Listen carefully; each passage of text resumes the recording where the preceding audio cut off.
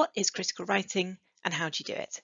You're going to be told a lot at university that you need to be critical in your writing, and it takes practice to develop this skill, so don't be discouraged if you receive feedback that you aren't being critical enough. It is really common. So critical writing is the opposite of descriptive writing. Descriptive writing is for explaining what's happened, whereas in critical writing, you're establishing why something has happened.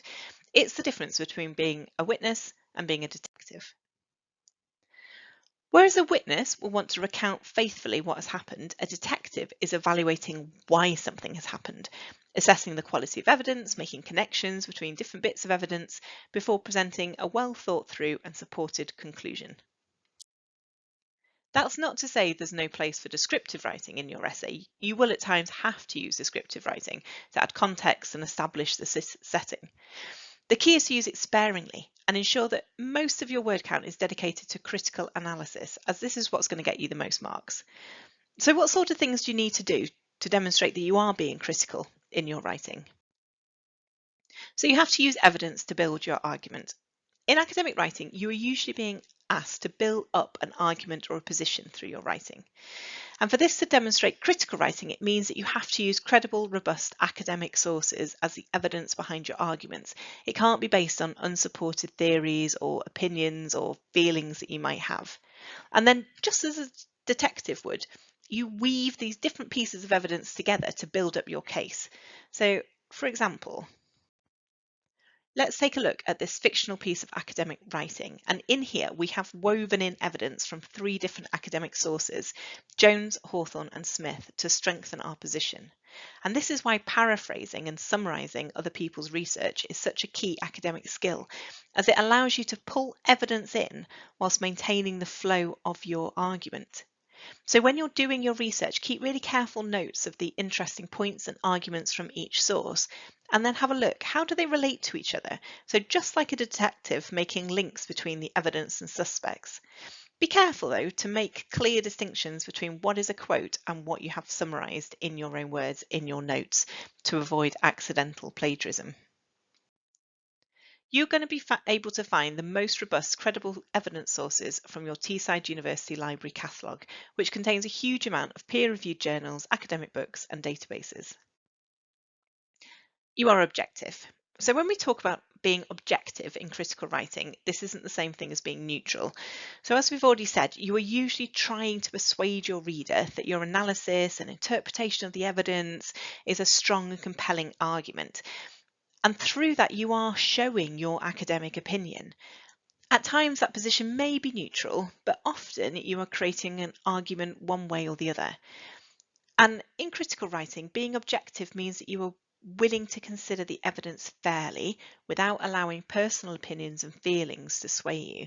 So this means being open to having your mind changed whilst conducting your research. And it also means avoiding using absolute language, so things like must, always, never.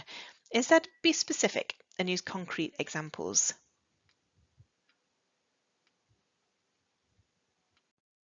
Critical writing also avoids using emotional language or disrespectful language like shocking or amazing. However, this doesn't mean that you can't have an opinion. In fact, you are usually expected to have a position. It just has to be shown in a measured, objective way. So, for example, if you want to show that you are agreeing with something, you could use words like significant or highlights. And if you want to show that you disagree, you can use negative words like questionable or flawed or lacking. You are balanced. Again, this doesn't mean that you can't argue towards a position, you absolutely can, but you must show that you have engaged with multiple viewpoints and you need to demonstrate why you have discounted some arguments over another. What has led you to your conclusion?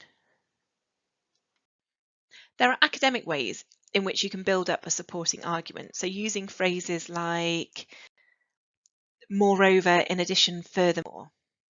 So for example, in this fictional paragraph, we're saying there's a consensus, there's a growing body of evidence, and additionally, so we're building up that positive support. On the other hand, here are some useful phrases that you can use for introducing contrasting arguments and viewpoints. Things like however, although, contradictory findings, or despite.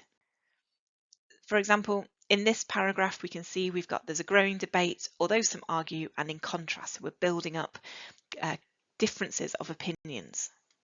You are logical. This means that your arguments are well written and make sense. And a good approach for this is to make sure that when you are writing, your paragraphs include a topic sentence, and this states the main point of the body paragraph. You've got supporting evidence, and you have analysis which explains how the evidence supports your position.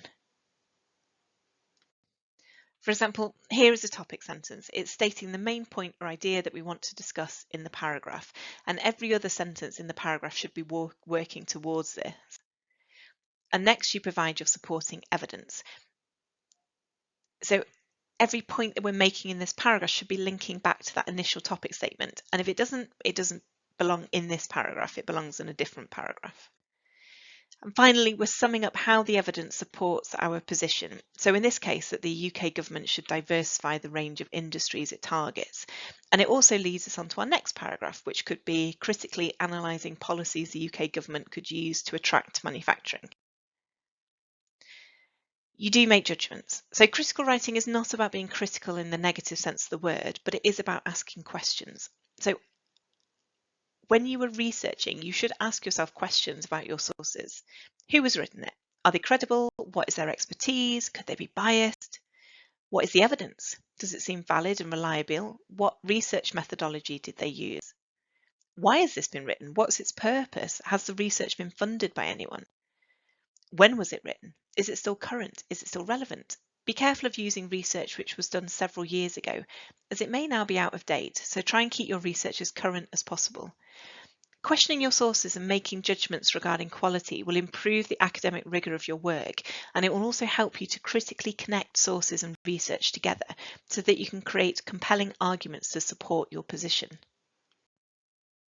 This has just been a quick introduction, but you can get more help from Teesside University's Succeed at Tees Library Workshop series, where we cover topics like critical writing and referencing in more depth. We also offer additional support with academic writing through our Learning Hub, and you can find more information on our library web pages.